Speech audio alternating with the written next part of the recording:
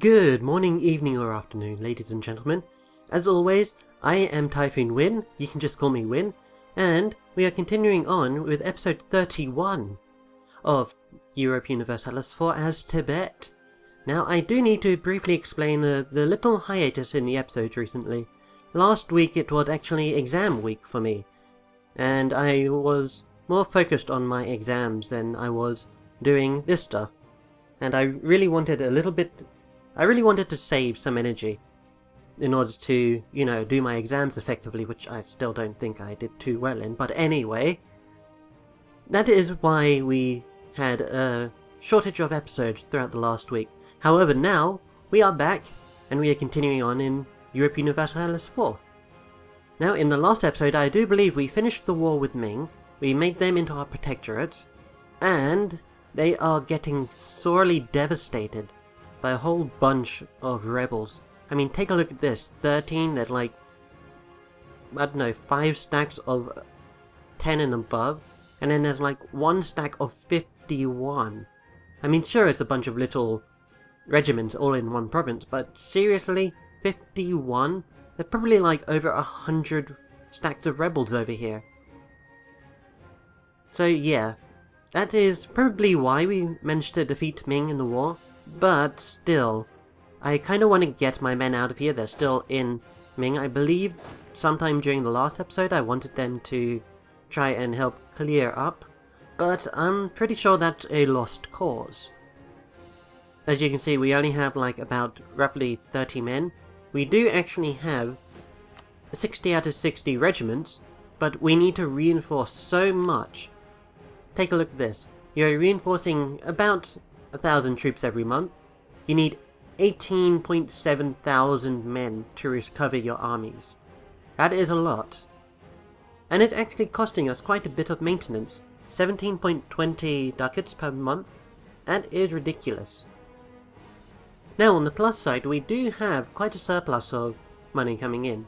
Now, I was thinking about improving one of these advisor guys into a level 2 guy, and that might be beneficial. I just saw a tax guy, and you know what, a tax guy might be good. However, I want to think about which which monarch point I want to focus on. Military will help me, really. I've always been told that a strong country requires a strong military in order to be successful. But at the same time, I don't want to be a warring nation. I guess I've kind of thrown that whole idea out of the window with how much wars I've been having to do and how much I've been attacking and everything. But still, I would much rather invest in something else. But I really don't want to fall behind on military technology. Considering we are at military tech 16, Russia up here are also at tech 16, although I still don't think we'll be able to win a war against Russia. Russia just have way too many men. Another thing I was thinking of is Persia is over here. Now, we do have an embargo on Persia, but I do wonder how necessary that embargo is. I was taking a look at the trade nodes, and over here in the Bengal, we are still the second in power, if this fleet won't glitch out the overlay. Tibet wields 122.15 power, and Hindustan wield 160. So, that's... yeah, we want to attack Hindustan. But, as I mentioned before, low manpower.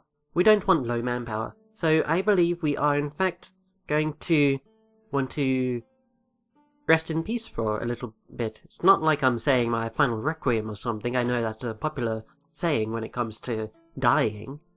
But I'd much rather just... oh, we are in a war? Tibet, why? Manchurian conquest of Ming. Oh, right, I think I see. When we protectorated Ming, we got called into the war with Manchu. Right, I see. You have to forgive me, it's been about a week since I've last played this game. So yeah, can I call? I can't call any of my allies. Why? Truce with Manchu. Okay, Japan, can I call you in? No. Why? Are you already in the war? You are already in the war. And Delhi as well? Why is Delhi in this war? Delhi is our vassal? Oh, right, okay. That's right, in this game, Delhi is the one province minor. I wanted to vassalize them in order for me to fight for these cores and then eventually annex them. That didn't turn out so well, and I believe we might want to just completely annex Delhi right now. I mean, the process will take a couple of years, but I would want to hit the button as soon as we're out of this war with Manchu. Now, can we can just white peace out. Why would I want to white peace out? Because I don't want to fight anything. Okay, let's just white peace. There we go, white peace, nobody gains or loses anything. Now, we did have a battle up here, and between episodes I clicked off my men. I just did a few, issued orders to all of my troops to go and move. So I told these guys in the middle of Ming territory to head back to their homeland, and I told these ships to all gather up in the Bengal Delta. Ganges Delta, my apologies. And, yes, so these guys up here in Manchu are going to retreat all the way back into my land. We have a royal marriage offer from Ming. Sure, increased chance of new heir, that's always positive. Okay, so did we just fight another battle? I believe we just fought some rebels on the way. Oh well, doesn't matter. I really hope these rebels don't break the protectorate we have over Ming. And we have another election. Now our current guy is a 114. I'll probably want another military guy. Just to be safe. Now, the game that I've been playing oh man, there goes those men. That probably dropped our... Yep, we lost 9 regiments of men in that. 2 stacks of men. We are probably not going to fill those guys out with our men. Instead, we're going to fill them out with some mercenaries. So that's 4, 5, 6, 7. And then just fill the last 2 out. Okay, just fill the last 1 out with a cannon. Oh, and here comes another one. There we go. So yeah, the benefit to mercenaries is when the regiment gets harmed, it doesn't actually decrease your manpower. So they are always good to have when you're fairly low on manpower. Just send them into the front line, send them to do sieges, that kind of stuff. Now, as I mentioned, I do want an alliance with Persia, and they are willing to give it to me. So, hey, why do I want that? They hate Hindustan. Let's see, they are rivaled with Hindustan, so they'll be a powerful ally to go and attack Hindustan when we are ready. In the meantime, though... Oh yes, that's right, we are also colonizing down here in... What is this place? Indonesia. Hopefully we can beat these... Yep. Now, I still am kind of regretting taking the expansion ideas, or the colonization ideas? No, the expansion ideas. Simply because I don't really think it's too useful for us. I mean, I was thinking about it just before I started the video. By the time we finish colonizing pretty much, well, everything, these 4 provinces here, Spain and Portugal and whatnot might be colonizing, like, around here. I'm pretty sure they definitely have the range. In fact, you can see that they're starting to colonize here. They have 1 province there. They've annexed... What is this country? Brunei? No, Makassar. They've annexed Makassar. They might already have some provinces on Australia. It doesn't seem like it from the little borders that we can see through the fog of war. But yes, basically Spain can colonize faster than we can. So that renders our, well, my foolish choice quite, well, foolish, I suppose. So what are we going to do for the next few years in the game? Just wait around, really. Okay, so we have a merchant who is leaving one of our trade nodes. These events, I'm not too sure why they implemented them in. It's either lose something or get your trader kicked out of a node, when you can just go back and send the trader back in to said node. It's kind of stupid if you ask me, but hey, I'm not the guys who made the game. The game is still great, I must say. It just certain decisions seem a little odd. Now, as for our trade fleet, I'll probably want them to go and protect the Bengal. So, yep, sending the ships to protect here does actually improve our trade power here to the maximum. So now we are in control of the trade node. Now, as soon as our colonist gets back, we might want to... Yep, we're going to send a colonist to Damak over here. And we're just going to finish colonizing this. Now, another thing I noticed is our Republican tradition is fairly low. I'm not sure if I wanted to become a monarchy, or a despotic monarchy, or whatever it is that you become when you lose all of your Republican tradition. But I think maybe increasing it would be beneficial. Right now it's causing us a 80% increase to our stability costs, and with our manpower this low, we do risk a peasants' war, in fact. And one way to counteract that is to increase stability. It lessens the chance, I believe. It's not like I've gone rummaging around in the game files or anything, this is just what I've heard of hearsay. Fortification effort either gain local defensiveness, lose 50 ducats, or lose 1 prestige. You know what, let's lose the prestige. And we have lost our royal marriage with Ming. Oh hey, and Zhou is... Oh, Zhou now borders us. Are all the rebels gone? They are all gone, wow. Ming, do you still have a peasants' war? I don't know. At any rate, one of the reasons why I wanted to become a monarchy is so that I can get royal marriages over... Well, I can get royal marriages, but I could get a personal union over other countries. You can't do that when you play as a noble republic, obviously, because your leader dies every 8... Well, not dies, gets replaced every 8 years. And it's not like it's a specific dynasty either.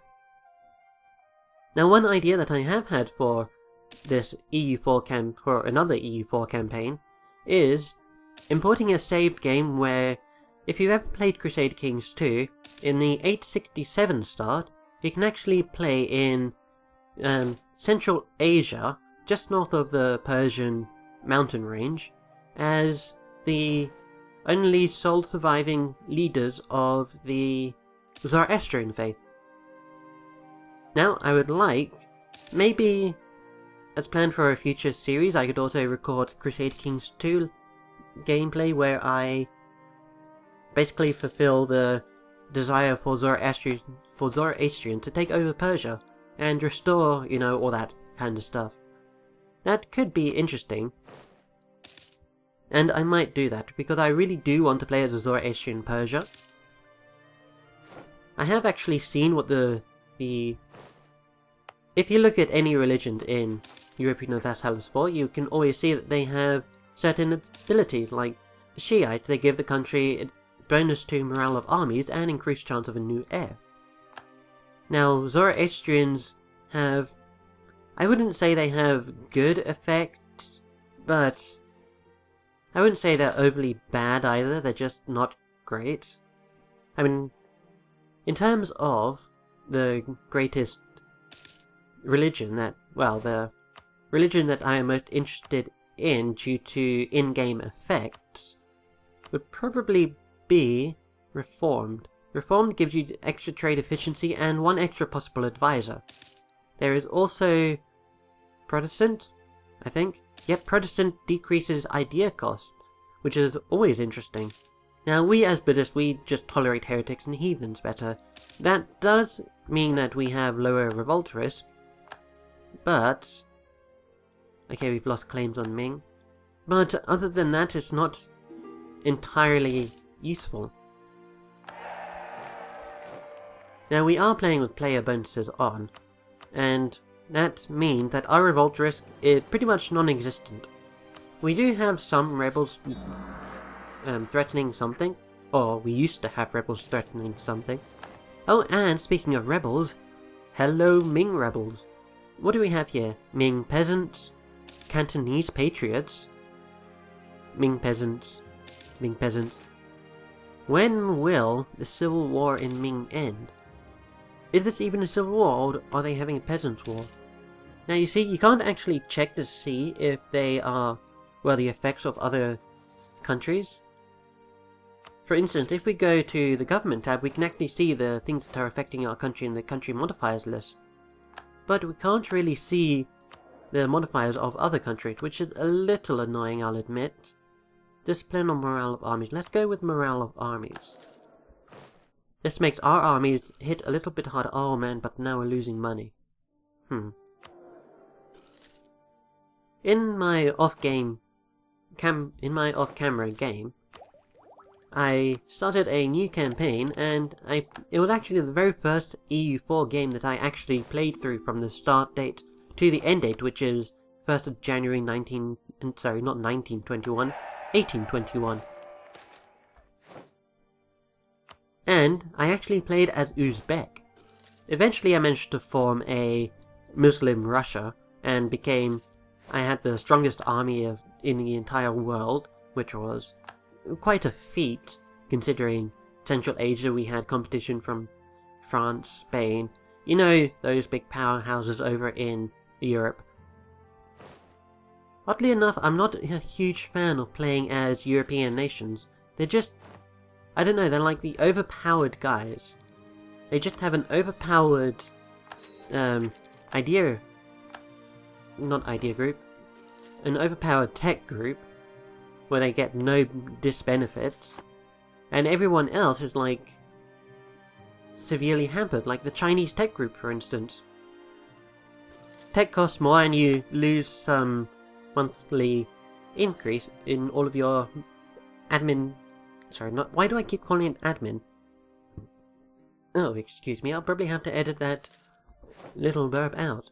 At any rate, we are still colonizing down here in Denmark. And yeah, there's not really much else going on.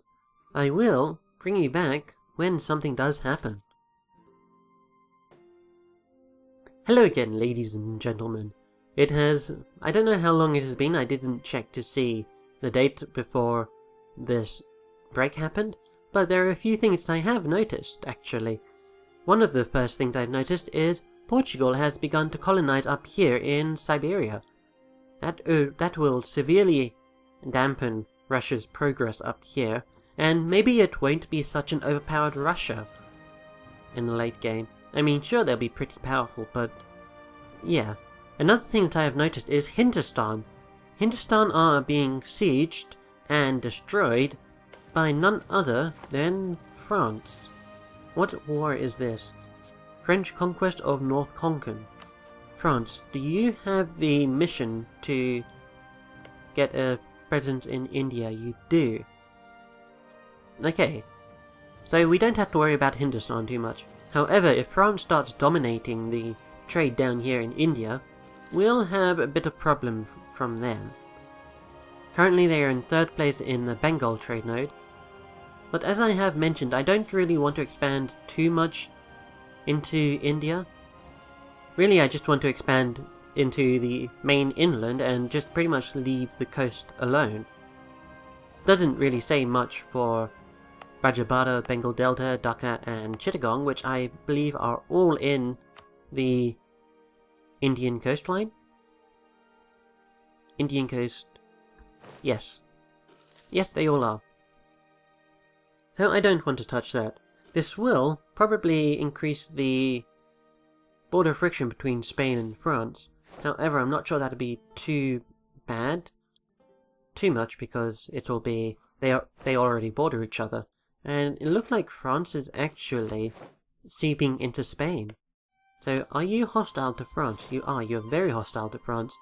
In fact, you'll accept an alliance. I could go for an alliance. It would help me protect against France. Would this be beneficial to me? Yes, it would be quite beneficial to me. It'll help in my security, or the security of my nation, if Spain doesn't attack me. It'd also help if nobody else attacked me throughout the entirety of the game, but I'm pretty sure that would not happen. I'm pretty sure we'll be attacked midway, or at some point, if we don't declare war on somebody else first. Now I am tempted to go and attack Khmer. They are allied with the Oirat Horde. Why do the Oirat Horde always seem to ally with the people who I want to attack. I mean, they broke up their relationship with Hindustan, but I don't want to attack them anymore because they're being attacked by France. But now they decided to, oh no, we are now allied with Khmer, these guys who are 3 countries away from us. Why don't you become our best buddies? I'm pretty sure Tibet won't mind. Of course I'd mind. I wish to expand in that direction. Now one thing when it comes to protectorating Ming, it means that we get, I think, all of their trade power? Yep, we share trade power. And in fact, we are both quite high up in the trade of in the Hangzhou trade node. So what I might want to do is I might want to transfer trade power from here and send it down to Malacca. As soon as my guy gets there, which he'll do in about 40 days by the end of the sentence. And we can invest in a new idea. Now let's not make another stupid decision when it comes to what ideas we want. I think I know which idea I want, and I think... I'm tempted to go for innovative because that decreases the technology cost. But also I would like religious ideas. What would be more beneficial? Well, innovative they both require admin points, and admin points are probably the most valuable monarch points. We could go for aristocratic, which in the end gives us more military points, but it will slow down our military progress. I normally only take military ideas when we begin to get ahead of time when it comes to military technology. And I'm pretty sure that won't happen to us for about another 100 or so years. Seems like Yemen is being invaded by the Ottomans. Yep, poor Yemen. I was actually thinking of allying them just before this episode started. Didn't really think it through too much, and it's probably a good idea that I didn't go and ally with them, otherwise I'd be fighting the Ottomans right now. And I don't want to be fighting the Ottomans. So back to the ideas. I think I will probably... I really want to go for a religious. Let's go for a religious. Sure, why not? You can complain at me later. So what do we get along the religious... Oh, we have another election, there we go. What do we get in the religious idea groups? Well, really the thing that I'm interested in is missionary strength. We get an extra missionary, but I really want to convert the provinces that I control that aren't Buddhist. Royal marriage with Lanzang. Lanzang... No. I'll probably want to go and annex you eventually. In fact, I might want to annex you now. We can't. So what I'm going to do is I'm going to fabricate a claim on Lanzang. And then, wait for that to come through, then I'll declare war. Once we declare this war, I will end the episode. So in terms of what's happening along here in China, and in Asia, Ming still getting besieged by peasants, losing lots of territory to Zhou. The religion in Guangdong changes to Confucianism. In a move that could rock the karma of the whole nation, some of our people have decided to turn their backs on the teachings of the Lord Buddha, and instead embrace the teachings of a Chinese philosopher. Senior monks believe that our policy of tolerance is the cause of this. If only the Lord Buddha allowed us to be a bit more intolerant. Well, you guys can do whatever it is that you wish. We are taking not military ideas. We are taking religious ideas. So that'll give us the power to enforce our religion on our country. There we go, Conquest CB against Lanzang. And now, I do apologize Lanzang, it has been nice knowing you, but I would much prefer the nice land that you own. Call in allies, nobody will join, oh well, let's declare the war. Okay, I'll send in my troops to go and go onto the offensive. There we go, just send these guys all to a different province. And that should be it for this episode. I thank you guys for joining me. Again, I do apologize for the short hiatus of the episodes. I do know that not too many people watch this. In fact, I can probably count the amount of people who actually watch this on my fingers at this point. But still, I always like to get into the habit of updating you guys whenever I can.